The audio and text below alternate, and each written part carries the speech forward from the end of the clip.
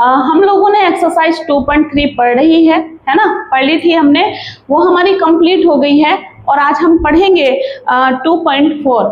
तो आप सभी का वेलकम है मैथ विद उमा पर, और पूरी क्लास को देखिएगा और आपकी समझ में बहुत अच्छे से आएगा, क्योंकि मैं बहुत ही आसान इजी वे में आप लोगों को सभी क्वेश्चंस समझाऊंगी। इसने क्या कहा, suppose A plant has height 1.75 feet and it grow by 0.5 feet each month. फिर इसने कहा है कि एक प्लांट है, वो प्लांट जो है 1.75 फीट है, यानी कि उसकी जो हाइट है वो 1.75 है, और वो हर मंथ 0.5 फीट बढ़ रहा है, यानी कि ग्रो हो रहा है, बढ़ रहा है। तो इसमें 3 कंडीशंस दी हुई है। Find the height after 7 month, 7 महीने के बाद उसकी हाइट कितनी हो जाएगी। Make a table of values for T wearing from 0 to 10th month and so how the height h increase every month। अब एक टेबल बना के बतानी है, 0 से 10 मंथ का हिसाब बता रहा है कि 0 मंथ में कितनी इंक्रीज हुई उसकी हाइट, और 1 मंथ में कितनी हुई है, 2 मंथ में कितनी हुई है, 3 मंथ में कितनी हुई है। ये सारी डिटेल हमें एक टेबल के रूप में बतानी है। थर्ड में उसने हमसे पूछा find an expression that relates h and t and explain why it represent linear growth. आपको ये आंसर h और t की फॉर्म में बताना है, इसका आंसर आपको लीनियर ग्रोथ में बताना है, उसकी ग्रोथ कितनी बढ़ी। ठीक है, तो चलिए क्वेश्चंस को सोल्व करते हैं, किस तरह से हमें क्वेश्चंस को लगाना है।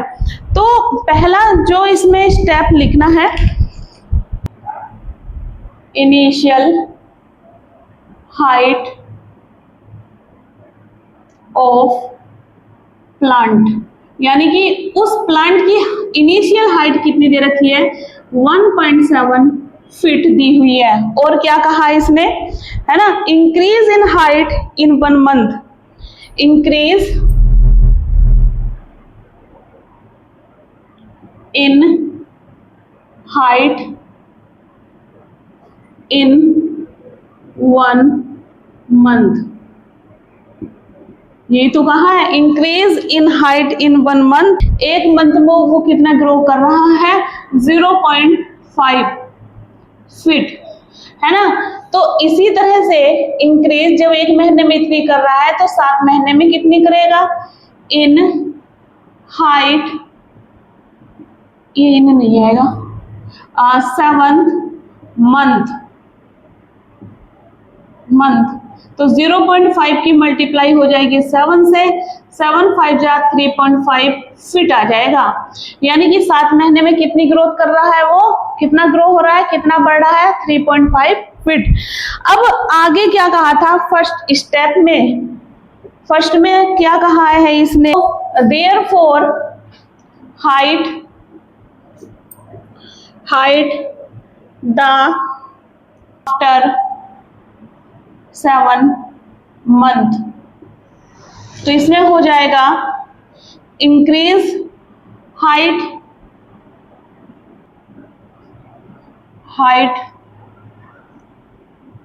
Plus increase height in 7 month, है ना। तो इनिशियल हाइट 1.75 है और इंक्रीज हाइट कितनी हुई 7 मंथ में, 3.5 हुई है ना। तो ये हो जाएगा आपका 5 2, है ना, 5 2 और 4.25 फीट की ग्रो ही है, यानी कि 5.25 हमारे जो प्लांट है इतना 7 महीने के बाद बढ़ गया है। ठीक है, आई बात समझ में, तो नोट डाउन कर लीजिएगा, समझ में चीजें आई हैं तो। अगर फिर से आप समझना चाहते हैं तो जनरली समझो, एक पौधा है वो 1.75 फीट से बढ़ की, सॉरी, एक पौधा है, उस पौधे की जो हाइट है 1.75 फीट है, और वो 0.5 से हर मंथ बढ़ रहा है, 0.5 फीट वो हर मंथ बढ़ रहा है। तो 7 महीने के बाद पूछा है कि कितनी उसकी हाइट हो जाएगी। तो 7 महीने के बाद के लिए पहले 7 महीने तक हमने निकाल ली, उसकी 3.5 फीट आ गई, तो इतनी इंक्रीज हो गई हमारी हाइट उस प्लांट की। तो इसलिए यहाँ फर्स्ट स्टेप में द हाइट आफ्टर 7 मंथ निकल जाएगा, initial height plus increase height in 7 month, दोनों को ऐड करेंगे तो 5.25 फीट आंसर आ जाएगा। चलिए सेकंड टाइप करते हैं, सेकंड जो इसने दे रखा है, टाइप नहीं सॉरी, सेकंड पार्ट करते हैं, इसे आप नोट डाउन कर लीजिएगा।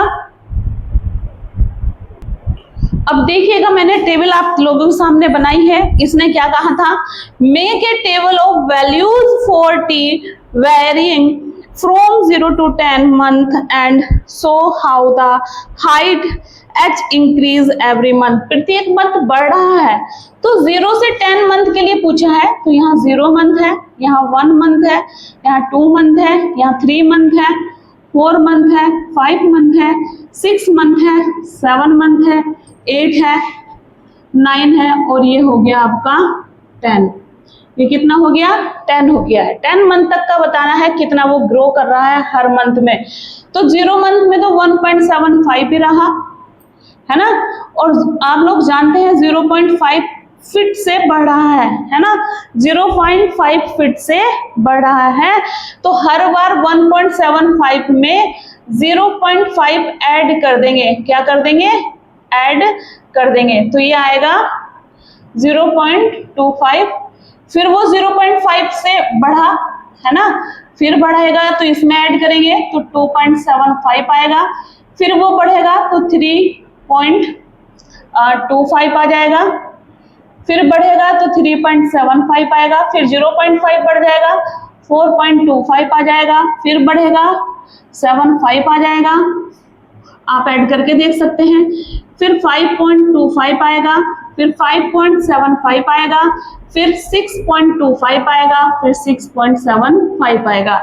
ये देखिए मैंने 10 मंथ का पूरा निकाल दिया है, तो इतना वो ग्रो करेगा, हर मंथ इतना फिट बढ़ जाएगा। ठीक है, ये चीज आपको ध्यान रखनी है।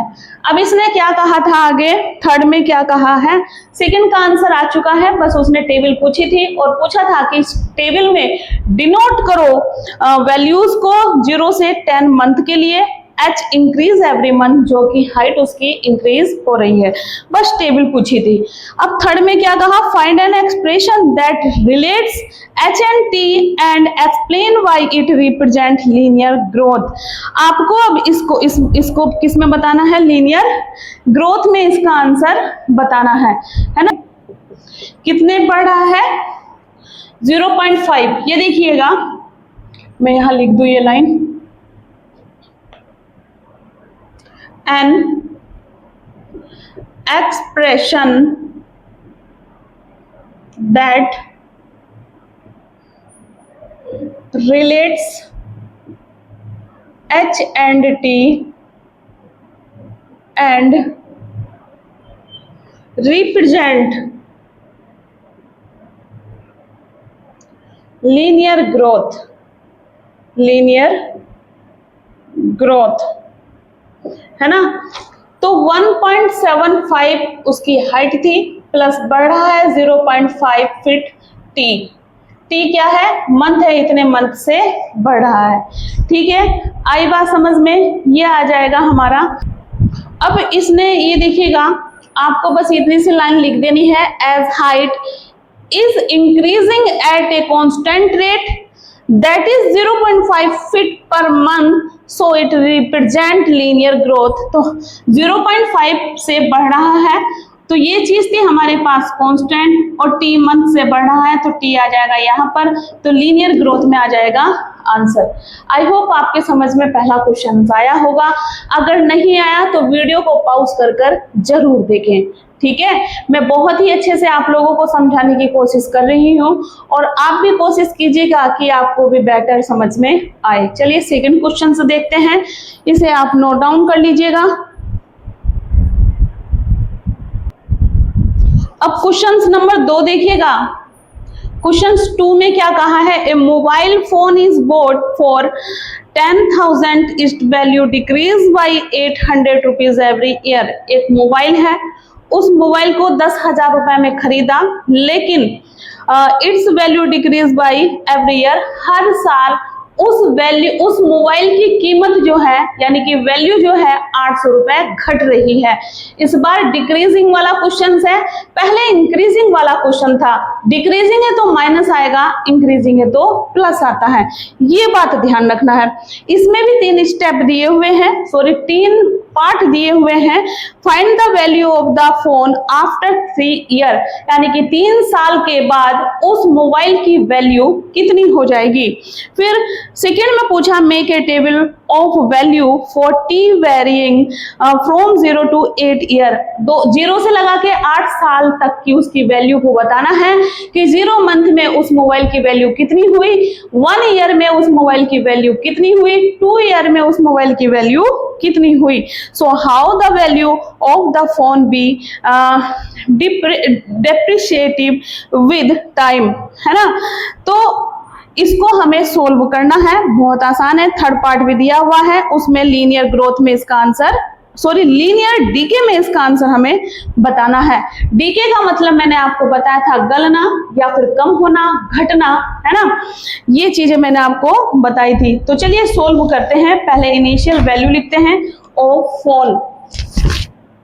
Solution, initial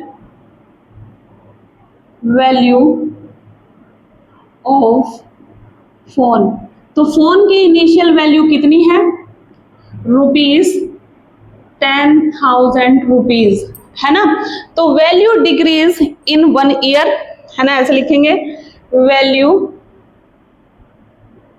decrease in 1 year. 1 साल में उसकी वैल्यू कितनी घट रही है, 800 रुपए कम हो रही है, ठीक।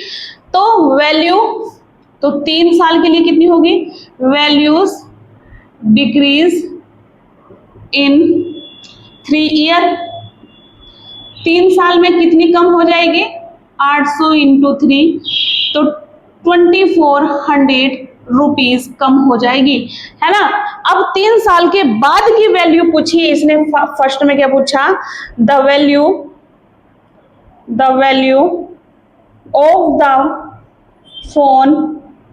Of the phone after 3 year, है ना। क्या पूछा, 3 साल के बाद पूछी है, तो यहां आ जाएगी आपकी इनिशियल वैल्यू और माइनस इनिशियल वैल्यू माइनस 3 साल में कितनी डिक्रीज हुई, तो डिक्रीज इन 3 ईयर, है ना। तो ये थी आपके पास 10,000 और ये हो गई आपके पास कितनी थी, 200, 10,200। तो जब हम इसमें करेंगे तो 7,600 रुपए 3 साल के बाद उस मोबाइल की कीमत हो जाएगी। आई बात समझ में, उस मोबाइल की जो वैल्यू है 7,600 रुपए रह जाएगी 3 साल के बाद। अब सेकंड में पूछी इसने टेबल, इसको नोट डाउन कर लीजिएगा। सेकंड के लिए बनानी है टेबल, तो पहले ये क्लियर हो जाना चाहिए। अब टेबल इसने पूछी थी कि सेकंड में टेबल बतानी है, make a table of values for T varying from 0, यानी कि जो वैल्यू है उसे टी में बताना है, टी को मंथ में बताना है और वैल्यू को वी में, है ना, 0 to 8 year and so how the value of the phone be, है ना, डिप्रिशिएट्स विद टाइम, यानी कि इसके आंसर को आपको टेबल में बताना है, जिसमें टाइम टी जो है ईयर को डिनोट कर रहा है और वैल्यू जो है बी से डिनोट कर रहा है रुपीज में। तो 0, 1, 2, 3, 4, 5, 6, 7, 8, 0 से 8 मंथ को बताना है। 0 में आएगा 10,000, 0 मंथ में तो कांस्टेंट वैल्यू है 10,000। फिर 1 ईयर के लिए आप 10,000 में से 800 माइनस करेंगे तो कितना आ जाएगा, 9,200। फिर 9,200 में से आपको फिर 800 माइनस करेंगे तो कितने आ जाएगा, 8400, है ना। फिर 8400 को आप 800 को फिर माइनस करेंगे क्योंकि हर बार इतनी वैल्यू कम हो रही है, तो 7600 आ जाएगा। 4 मंथ के लिए 7600 में से 800 फिर माइनस करो तो आ जाएगा आपका 6800। फिर 6800 में से 800 आप माइनस करेंगे तो आ जाएगा 6000, ये आया। फिर 6000 में से आप माइनस करोगे 800 तो आ जाएगा आपका 5200। फिर 5200 में से फिर 800 माइनस करेंगे क्योंकि हर महीने 800 रुपए की दर से कम हो रही है वैल्यू, तो 4400 आ जाएगा। फिर 4400 में से 800 फिर माइनस करेंगे आप तो कितना आ जाएगा 003,600। आई होप आपके समझ में टेबल बनाना आ गया होगा। बस इसमें टेबल ही पूछी थी, इसने टी को ईयर में डिनोट किया, इसने वैल्यू को वी यानी कि रेट में डिनोट किया। 0 से 8 मंथ तक का बताना था कि 0 ईयर में उस मोबाइल की वैल्यू कितनी हुई, 1 ईयर में उस मोबाइल की वैल्यू कितनी हुई, 2 ईयर में उस मोबाइल की वैल्यू कितनी हुई, कहां तक पूछी थी, 8 मंथ तक के लिए पूछी थी। तो 8 मंथ में उस मोबाइल की वैल्यू कितनी हो जाएगी 3600। 10,000 का मोबाइल था और 8 महीने घटते घटते कितनी रह गई 3600 रुपए। अब थर्ड में क्या कहा है, ये तो आपका सेकंड पार्ट था। थर्ड पार्ट में क्या कहा है ध्यान से देखो, है ना। थर्ड पार्ट को पढ़ो। Find an expression and an expression, यानी कि लीनियर डीके में इसको बताना है। किस में बताना है, लीनियर डीके में बताना है। तो v is equal to initial value of mobile minus decrease हो रही है ना, कितने डिक्रीज हो रही है, एक मिनट, कितनी डिक्रीज हो रही है, नंबर ऑफ ईयर लिखेंगे 800, तो 800 नंबर ऑफ ईयर। तो ये थी आपके पास 10,800 नंबर ऑफ ईयर को डिनोट किया था टी से, तो ये आ जाएगा आपका आंसर 10,000 माइनस 800 टी। ठीक है, आप नोट डाउन कर सकते हैं। यहाँ पर एक लाइन वो लिख सकते हैं जो पीछे बताई थी, as value of mobile phone decrease at a constant rate that is 800 पर year, so it represent linear decay. ठीक है, आई बात समझ में। एक्सप्रेशन दैट रिलेट्स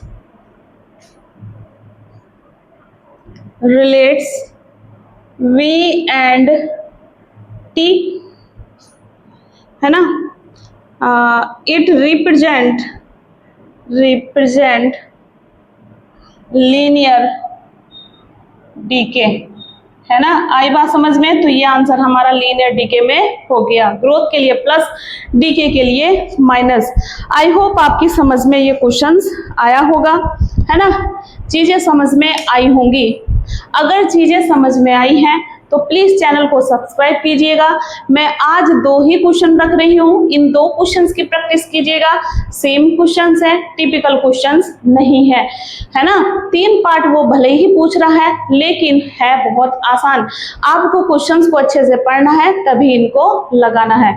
अगर क्लास अच्छी लगी है तो प्लीज चैनल को सब्सक्राइब कर लीजिएगा, बेल आइकन को प्रेस कीजिएगा और नेक्स्ट क्लास में जल्दी इसकी लेकर आने वाली हूँ। Thank you guys, thank you so much.